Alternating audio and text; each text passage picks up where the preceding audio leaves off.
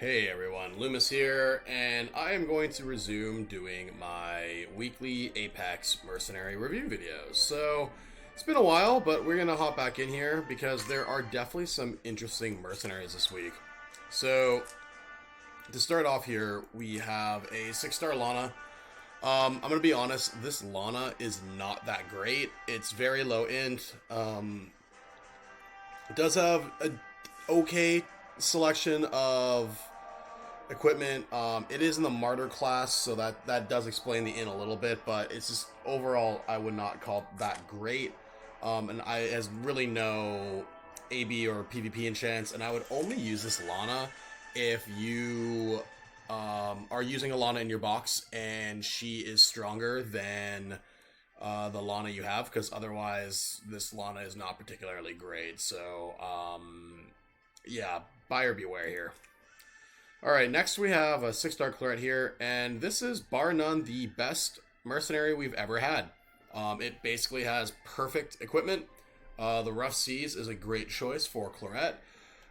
It has pretty decent, it has pretty good AB enchants, okay PvP enchants, but this is a monster.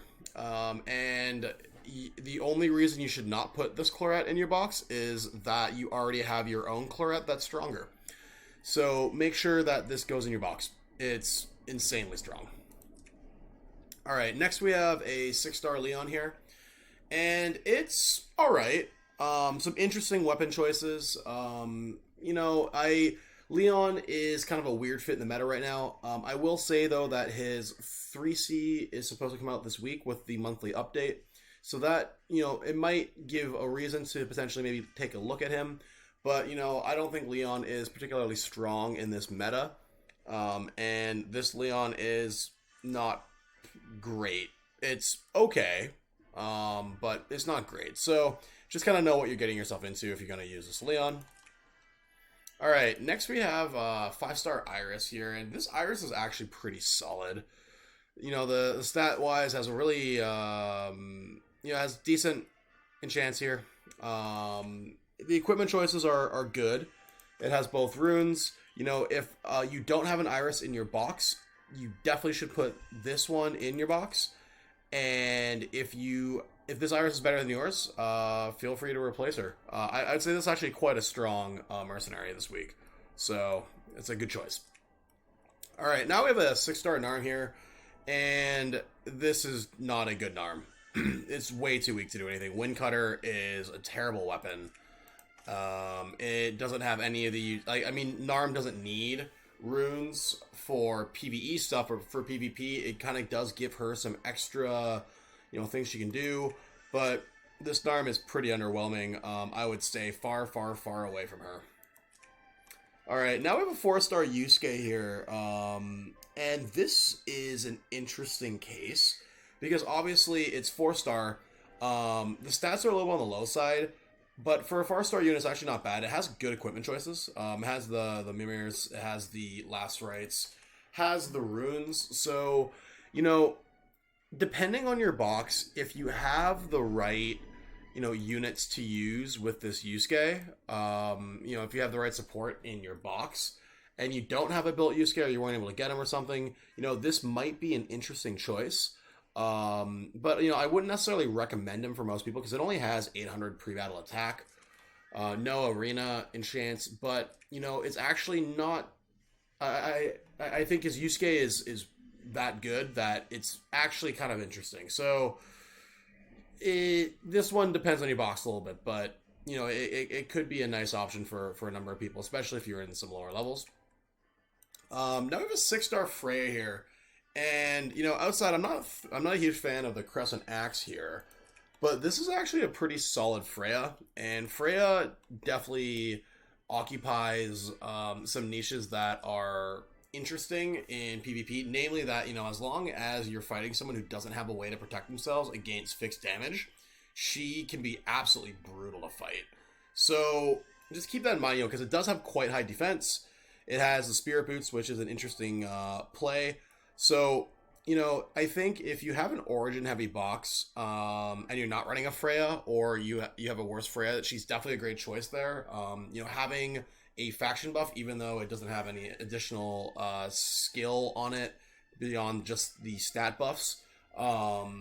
It's still a faction buff, and you know, having it's never a bad thing to have another faction buff in your box. So this is an interesting choice this week, I think.